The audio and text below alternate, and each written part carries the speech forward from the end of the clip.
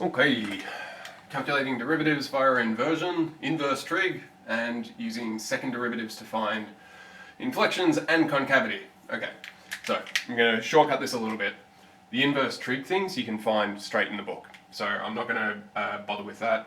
It's got all of the proofs and everything in there, so that'll just be a whole lot of time with me probably making errors along the way, so I'll save you that. Straight into the book for that, and you're just following rules essentially.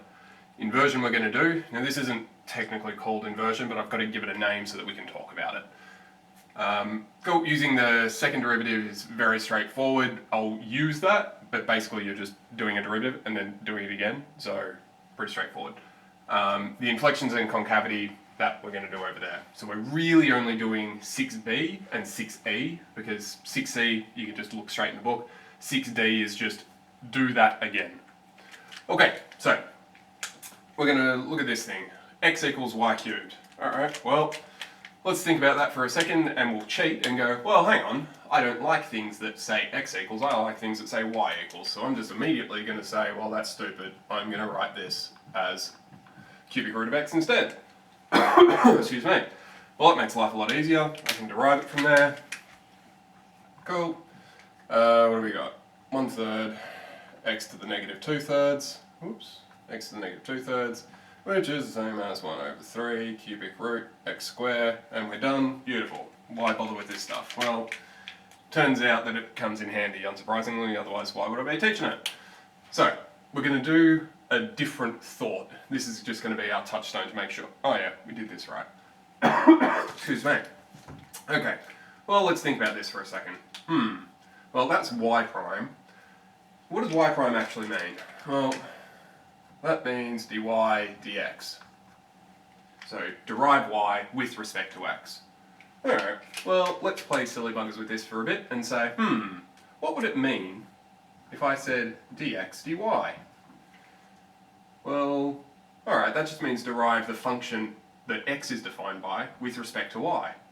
Or alternately, you can think of it as, hang on, just flip what you think of as x's and y's, because they're just letters, they don't actually mean anything. Or pronumerals, I should say. Cool. Alright, well, then this would become 3y squared. Okay, fine. Well, that's all well and good, but I want ultimately dy dx. Well, how can I get this into dy dx? And very, very conveniently, well, flip that over. Flip that over just means to invert, hence why I'm calling this inversion. Well, that's just 1/3y squared. Well, okay, I've got dy dx, but good job. I've still got a y trapped in there. I don't like y's trapped in my expressions. I want them more in terms of x wherever I can manage it. Well, conveniently, this is really easy to get because we've got it right there. So, let's do that. Equals rather. Well, that's 1/3 times, what's y? Y is the cubic root of x, and that's squared. I'm just going to bring that inside. Lo and behold, these two things are exactly the same. Excuse me. So that works out quite nicely. Alright, so what do we want? Well, we can play a bit of silly buggers with this. We can switch it and do it the normal way. Nothing wrong with that. That's perfectly fine. However, if the fancy takes us, we can run and treat this as though it's the variable. Derive and then go, oh, actually I want it the other way around, and invert. Okay, well, let's see what happens with the next guy. Now, same thing again, I could be a bit more intelligent about this and go, oh, this looks like I've got too many y's, but I could actually go, well, this is the same as what? X equals y minus 2 square minus 4. And now I can shuffle things around, so I can get x plus 4, take the root of that, plus minus, which becomes a bit fiddly, but yeah, we can deal with it, equals y. Okay, could I derive that? Yes. But this is maybe starting to get a little bit ugly. Well, let's try our new fandangled option. So, dx dy. What does that give me? Well, that gives me a 2y, and that gives me a minus 4. Well, that's not too bad, because I've just got a single y, so that might be handy. Alright, well, flip that thing over, so therefore dy dx is 1/2y minus 4. Cool, okay, well, life isn't maybe quite as nice now because we've got to chuck this thing into there. Well, that's a bit fiddly. Well, let's see how bad this thing is to derive. So y prime or dy dx, same thing. Derivative inside is just going to be 1, that's convenient. Derivative outside, so we've got 1 plus minus over root x plus 4. This is going to drop off. This is going to drop off. So it turns out that ends up just fine. Alright, well, can we exploit this? Well, we'll chuck this into this. Alright, so I've got plus minus, I'm just going to put on top straight away, over 2 lots of all of this. Alright, so 2 lots of root x plus 4, this cops that 2 times as well, plus 4 minus that 4, so these two are just going to kill each other nice and quick. And oops, because I'm a fool, I dropped off the 2 off this because when I derived this I should have had a factor of 2 on the bottom. Cool, and lo and behold that's equal because good thing I did this one correctly. Excellent. Now, which of those is quicker? Well, it's not really abundantly obvious at this point because we've had to fiddle around. We needed to get to this point to shove that in. So maybe this normal way is quicker, which might be why we tell you, oh, maybe do that. However, there are times when this just really doesn't work so well. So let's go to this boy. Alright, y equals sine x. Well, oops, hang on, that's around the wrong way. Good job. How strong is that habit? Okay. Okay, so we could switch this around and say, oh, alright, well that means that y equals arc sine of x. Now, if we know how to derive this already, that's great. What if we don't? Well, that becomes a little bit of a problem then, doesn't it? So, and obviously for the first people dealing with this stuff, they didn't know what its derivative was, so maybe we should think about it. Alright, dx, dy. Well, we do know that this thing becomes cos of y. Well, that would mean that dy dx would have to be 1 over cos of y, otherwise known as sec of y. Okay, well, what can we put in here? Well, y is just arc sine of x. Okay, so this thing is now going to be sec of arc sine of x. Okie dokie, not a problem. What are we going to do from here? Well, this is all looking a little bit shambly, so let's draw a triangle. Yeah, we'll put it here. Cool, here's my sum angle. Okie dokie. Okay. Arc sine. Well, what's that relating to? We can put this in purple. Sure, why not? Arc sine, or maybe I should just write sine first. So, sine of some angle equals O over H. Okay, well, arc sine of O over H would therefore equal the angle. Well, how can we fiddle around with this? Let's make life a little bit easy and just say, I'm going to make this a unit circle. So I've got a hypotenuse of 1. Okie dokie. Excuse me. Jeez. No, I've got a unit circle. Yep, okay. So therefore, this thing would therefore have to be x, would it not? Yep. So, arc sine of this angle x in radians would be x over here over 1. Fine, got no problem with that. Okay, well I want now sec of this length? Yes. This angle and this length. It's the same thing in this. Okay, well what's sec? Let's change colour. Sec of some angle is 1 over cos, which is instead of a over h, h over a. Alright, well, a, I'm going to need to figure this guy out, so we do that as normal. 1 minus x squared by Pythag. Cool. So sec of this angle is hypotenuse, which turns out to be 1, over this guy, root 1 minus x square. And you do have to be a little bit careful here because we can have plus minuses, but I'll leave it at that for now. Beautiful, cool. Yeah, cool. If you go into your textbooks, which is what this inverse trig stuff's all about, turns out that this does derive to that. However, we've got a problem trying to do it this way for the very first time. We had no idea what that was. Cool. Now, you can fiddle around with this even more. You can change these into functions of x, functions of y, depending on what you want to do. Functions of x, rather. So you can change this into functions of x and follow through what happens, and you can get a more general rule. For now, that's the rule that'll be in there. Again, you have to be a little bit careful about your plus minuses, but generally that's just fine. Well, maybe not I shouldn't say generally. For now, that's just fine.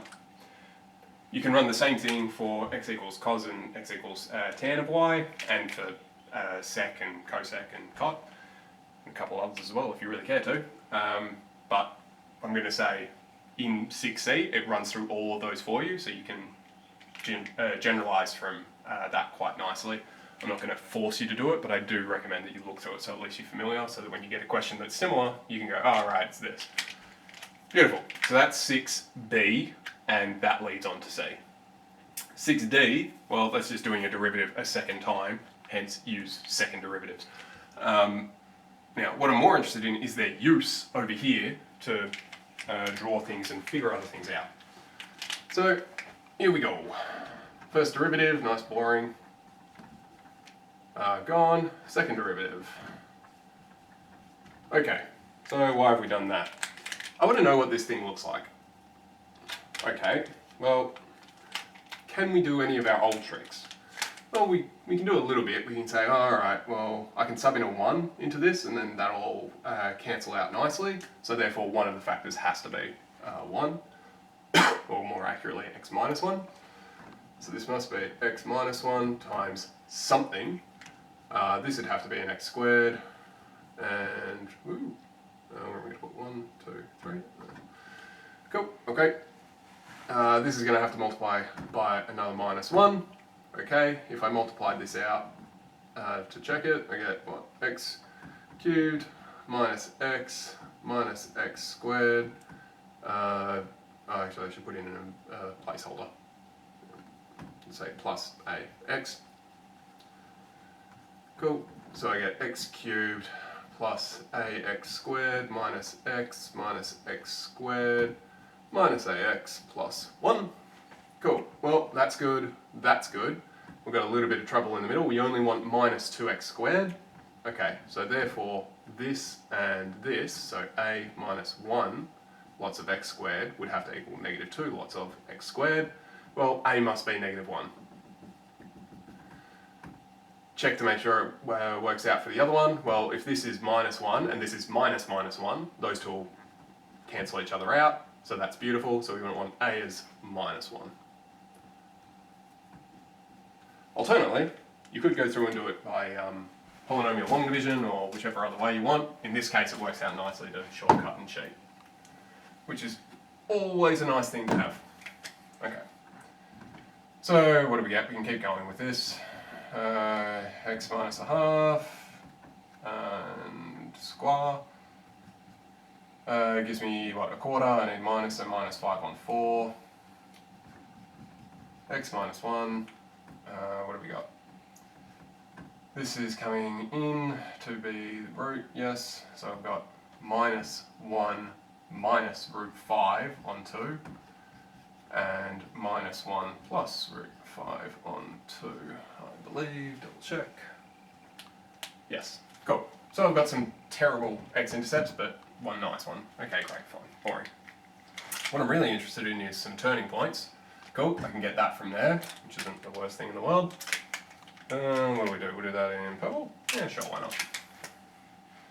So, turning points, I'm going to use this boy. Alright, 0 equals 3x squared minus 4x. Cool, one of them automatically is at 0. Do not divide by x. Right, put x equals 0 is a possible solution, then implicitly divide by x after that. So 0 equals 3x minus 4, and that gives us what? 4/3. Cool, so there's my two turning points, the x coordinates. Excuse me. Cool, we can chuck those into either the original or this, since this is a monstrosity, I'd be picking that one. Well, you could put it into that one as well, doesn't matter. Cool, and then we can get some y-intercepts out of it, great. More interesting thing is potential inflections. Alright, well, what's this doing? We want this guy to be 0 now. So 0 equals 6x minus 4. So therefore x equals, well, yeah, common. Therefore x equals what? 2 and 3? Yes? No? Divide by 3 gives me 2, gives me 2, yep, cool. Cool, so we've got a point of inflection now. Do we know what this thing looks like? Well, yeah, we knew what cubics looked like already, but still. Cool, so we've got x-intercepts, 1 at positive 1, about there. This thing is slightly bigger, and this thing is that still positive? Root 5 is still over 2, divided by positive, so, oh, I should really clean up that notation actually. Let's say plus minus there, and plus minus there. Sorry about that. Right. So this is now positive, so it's over on this side. Something like that. Great. Okay.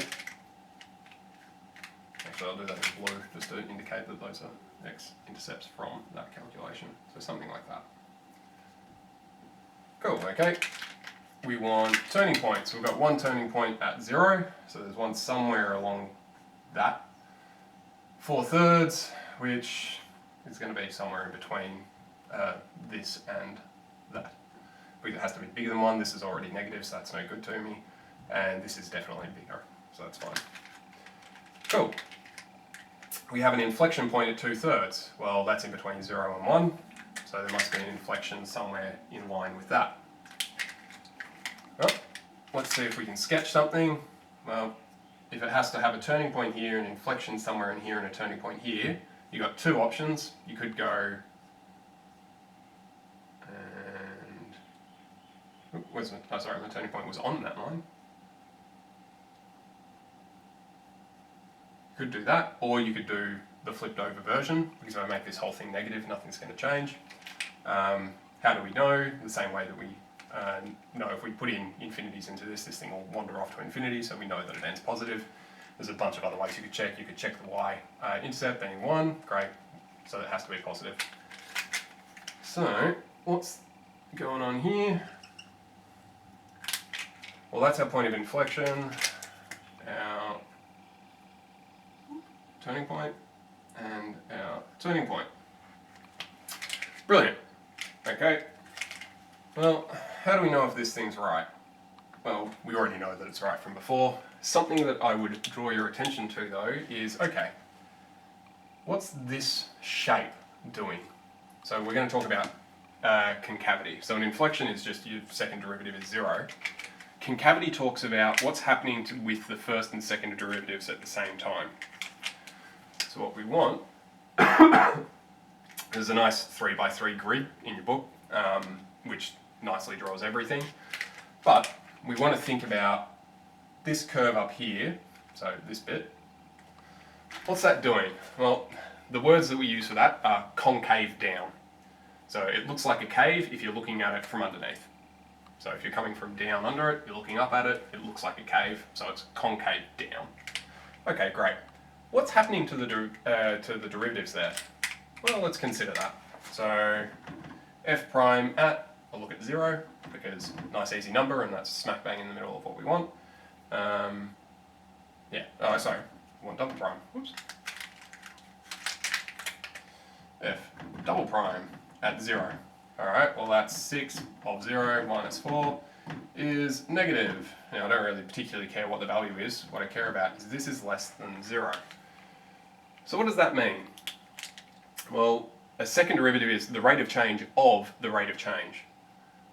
So what's this thing doing? Well, it's getting more negative. The rate of change is getting more negative. So either it's slowing down as it's going up, or it's racing as it goes down. Or in this case, you're talking about, well, in every case you'll be talking about both.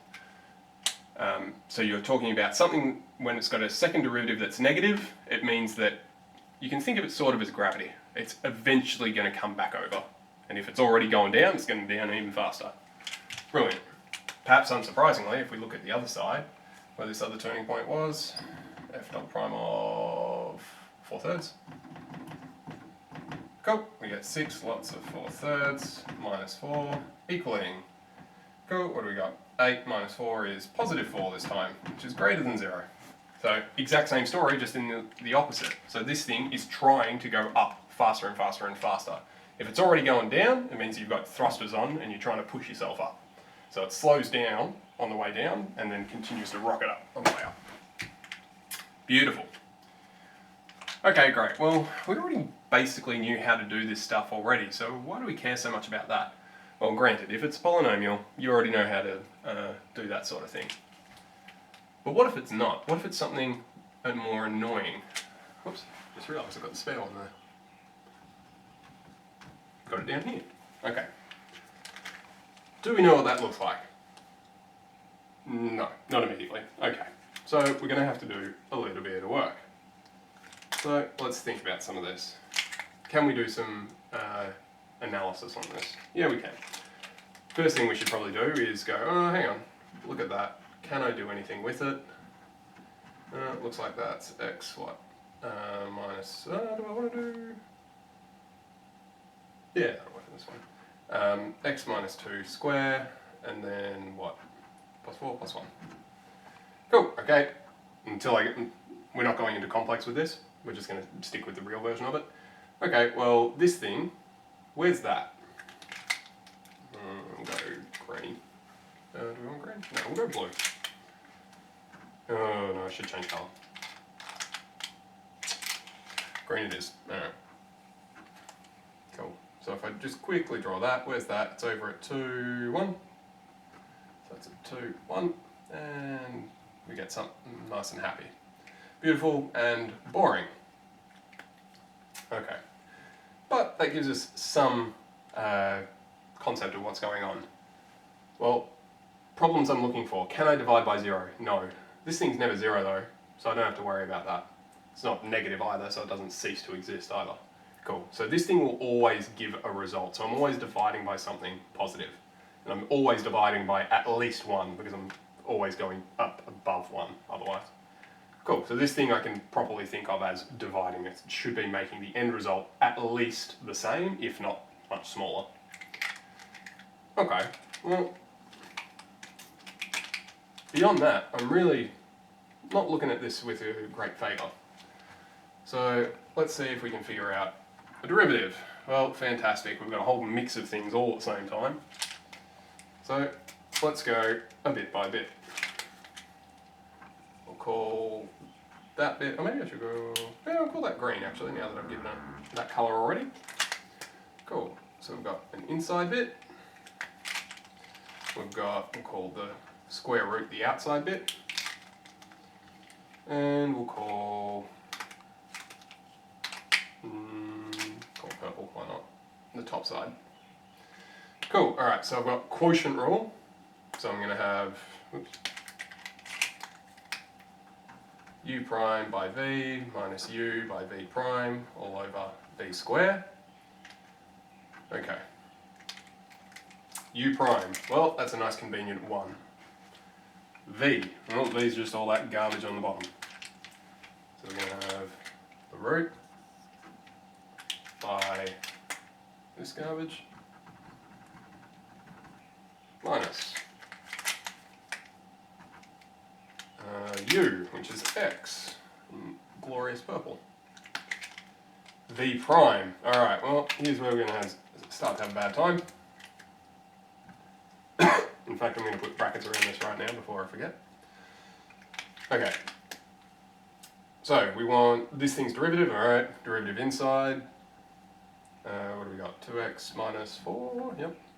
So, derivative inside, derivative outside is the half.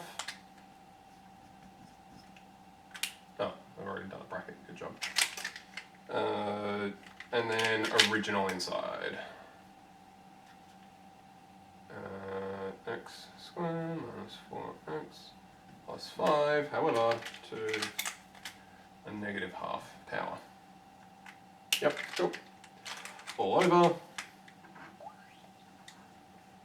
What's this? V squared, V is all of this, so we get a nice result for that at least.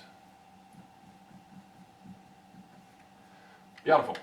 Alright, can we make our lives a little bit easier? Well, yeah, we can. There's a whole lot of stuff in here that's going to marry up.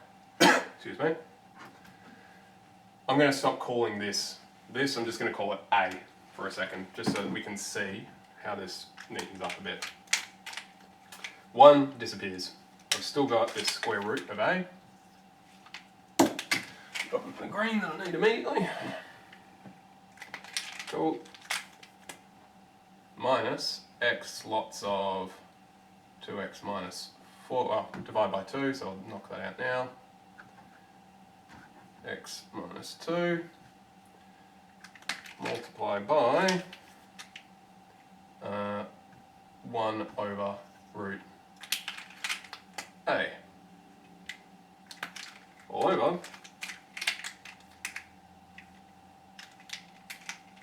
A. Well, isn't that pretty? Alright, can we make our lives a little bit easier here? Alright, well, let's take out this root A and see what we can do. Do we want to divide by root A or do we want to times by root A? No, let's times by root A. Yeah, we'll times by root A, sorry. Because then I can get rid of both of these and just end up with 1 at the bottom. So, multiplying everything by root A, so we've got A root A. This thing just becomes A, isn't that glorious?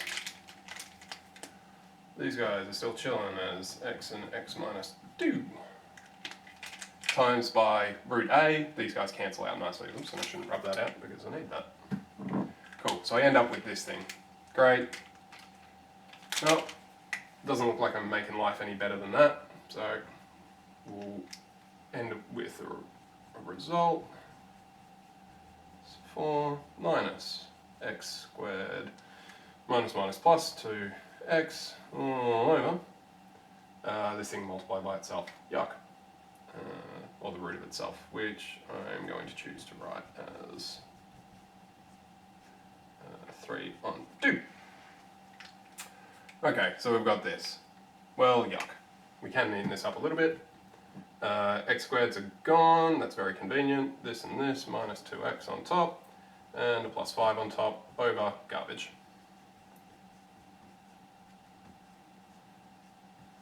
Well, bother. That seems like it sucks. Or does it? Because I don't really actually care what the derivative is. What I care about is when this thing goes to 0. Well, that's pretty sweet because I can just make this thing go to 0. So, when does this thing equal 0? Well, stuff him, he's gone. When does this thing equal 0? That's all that matters. Because we already know this doesn't go to 0 as well. So what do we get? 5 on 2? 5 on 2? Yep, okay. So y prime equals, y prime of 5 on 2 equals 0. Great. I am fast running out of space here. So, oh, do I want to put it on that side? No, put it on this side. Cool. Oh, that's a terrible straight line though. Brilliant. So we've got this, yes, good, cool. Alright. 5 on 2, we're going to say is over there somewhere, so we've got a turning point somewhere in line with that. So that's a 5 on 2 turning point. Okay, fine. Oh, which I did in purple last time, so maybe I should keep that consistent. So 5 on 2, there's a turning point. Do we know exactly where that turning point is? No. Can we? Yeah, we could sub it in and figure it out, but to be honest, I don't particularly care. Okay. Now, we could do a second derivative for this. That'll take a lot of time. I can't be bothered. Although it's not as bad. Yeah, it's not that bad. It's no worse than before. We could do it again. I don't particularly care to for this. What I want to do is start thinking instead.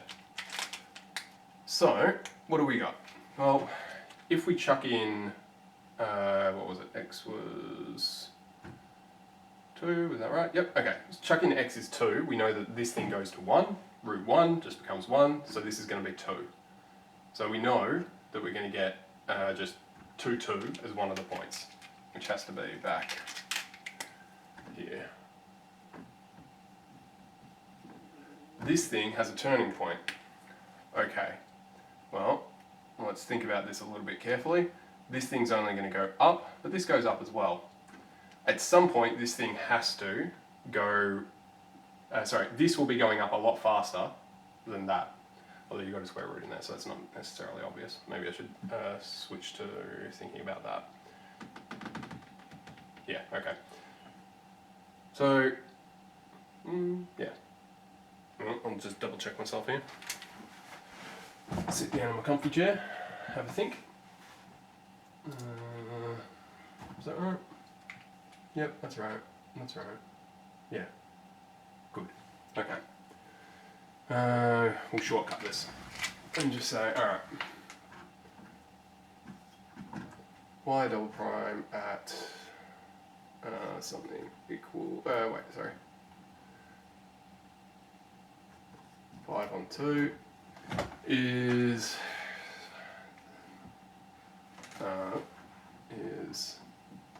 which way on 0 is going is less than. Cool. So we can calculate the second derivative after that. It's just same old stuff as always. Great. If we stub in 5 on 2 onto that, and you could use your CAS to do all of this obviously, then you're going to get this thing is negative. Great. What does that tell us? That tells us that we're on the way down. So, or in other words, we've got a local maximum. That means, with my bad knees, yeah, we're going up here and then up and down. Okay, great.